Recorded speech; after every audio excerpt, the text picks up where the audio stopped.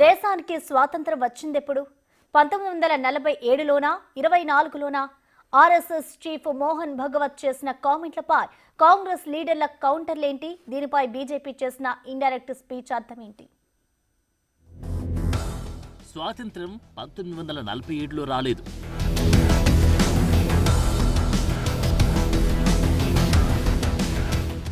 రామమందిర నిర్మాణం తర్వాత వచ్చింది.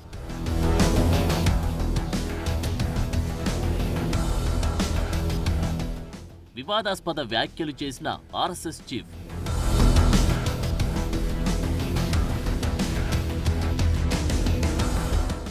ఇది స్వాతంత్ర యోధులను అవమానించడమే. రాహుల్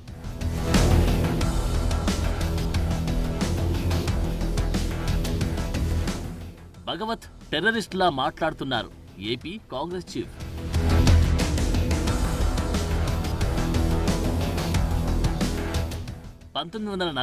ఆగస్టు 17న స్వాతంత్రం వచ్చినట్టుగా చెప్పుకుంటాం. గత 77 ఏళ్లుగా భారతీయులమంతా ఈ తేదీన స్వాతంత్ర దినోత్సవ వేడుకలు జరుపుకుంటున్నాం. ఆనాడు అమరులైన ఎందరో త్యాగదనులకు నివాళులర్పిస్తుంటాం. వారి త్యాగాలే స్ఫూర్తిగా మాట్లాడుకొని ఆనాటి స్ఫూర్తిని నేటికి కొనసాగిస్తుంటాం. కానీ ఆ సినేరియోను పూర్తిగా మార్చే యత్నం చేస్తున్నారు RSS chief Mohan Bhagwat. 1947 August 15న కాదు, 2024 జనవరి 22న దేశానికి స్వాతంత్రం వచ్చిందని అంటారు ఆర్ఎస్ఎస్ చీఫ్ మోహన్ భగవత్. కారణం ఈ ఏడాది రామమందిర నిర్మాణం పూర్తి చేసుకుని ప్రారంభమైంది కాబట్టి అన్నది భగవత్ ఇచ్చే వివరణ.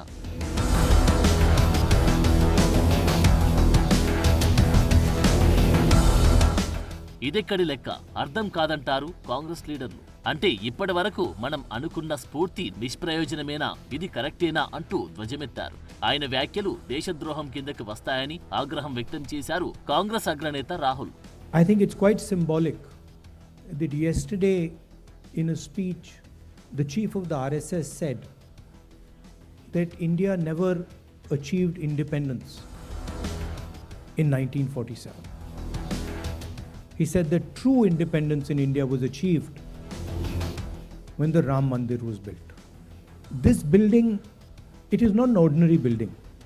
It has emerged from the soil of our country, and it has emerged as a result of the hard work and sacrifice of millions of people, and not just sacrifice prior to the freedom movement, but sacrifice until today. And there are multiple examples. There's an example, of course, of the freedom movement and the fruit of that movement, which was the Constitution, which was essentially attacked yesterday by Mr. Mohan Bhagwat when he says that the Constitution was not the symbol of our freedom. But also after that, thousands of our workers died in Punjab, thousands of our workers died in Kashmir, thousands of our workers died in the Northeast. And so this party has stood for a particular set of values. And we can see those values in this building.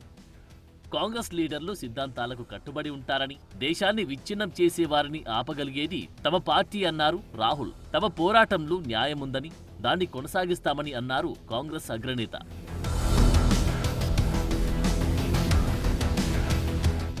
ఇక ఇదే అంశంపై AP Congress chief Sharmila సైతం తీవ్రస్థాయిలో ధ్వజమెత్తారు. మోహన్ భగవత్ ఒక టెర్రరిస్టులా మాట్లాడుతున్నారని మండిపడ్డారు. BJP, RSS దేశం కోసం ఎలాంటి పోరాటాలు చేయలేదని, అందుకే 1947లో కాకుండా రామ్ మందిర్ కట్టినప్పుడే ఈ దేశానికి స్వాతంత్రం వచ్చిందని అంటున్నారని ఆవేదన వ్యక్తం చేశారామె. ఇవి దేశ ద్రోహ మాటలు కాదా? వీళ్ళు అధికారంలో ఉన్న వాళ్ళలాగా మాట్లాడుతున్నారా? వీళ్ళు టెర్రరిస్ట్ లాగా మాట్లాడటం లేదా? వీళ్ళ వ్యవహారం టెర్రరిస్ట్ లాగా లేదా? మన దేశానికి స్వతంత్రమే రాలేదని 1947లో లాంటి వ్యాఖ్యలు చేస్తున్నారు. రామ్ మందిర్ కట్టినప్పుడే స్వతంత్రం వచ్చింది అని మాట్లాడుతున్నారంటే వీళ్ళ విజ్ఞత, వీళ్ళ ఆలోచన తీరు ఎలా ఉందో ప్రజలు గమనించాలి. నిజంగానే ఆర్ఎస్ఎస్ కానీ బీజేపీ వాళ్ళు కానీ స్వాతంత్రం కోసం పోరాటం చేసింది లేదు. కాబట్టి వీళ్లకు స్వాతంత్రం 1947లో వచ్చింది అంటే నిజంగానే వీళ్ళకి ఆశ్చర్యం కలగడం సహజమే అనిపిస్తుంది. వీళ్ళు ప్రాణ త్యాగాలు చేయట్లేదు, వీళ్ళు స్వాతంత్రం కోసం వాళ్ళ రక్తం పెట్టలేదు, వీళ్ళ శ్రమ లేదు, ఏది లేకుండానే మనకు స్వాతంత్రం, భారతదేశానికి స్వాతంత్రం వచ్చిందని వీళ్ళకి ఏడుపా. దేశంలో రెండు సిద్ధాంతాల మధ్య యుద్ధం జరుగుతుంది. ఒకటి తమ రాజ్యాంగ సిద్ధాంతం, రెండోది ఆర్ఎస్ఎస్ భావజాలం. 1947లో స్వాతంత్రం రాలేదంటూ మోహన్ భగవత్ చేసిన వ్యాఖ్యలు దేశ ప్రజలందరినీ అవమానించడమేనని, బ్రిటిష్ వారిపై పోరాడిన యోధులందరినీ కించపరిచారని భగవత్ వ్యాఖ్యలను కాంగ్రెస్ పూర్తిగా తప్పుబడుతుందన్నారు. అయితే రాహుల్పై మరో రకం కొత్త దాడి మొదలుపెట్టింది బీజేపీ.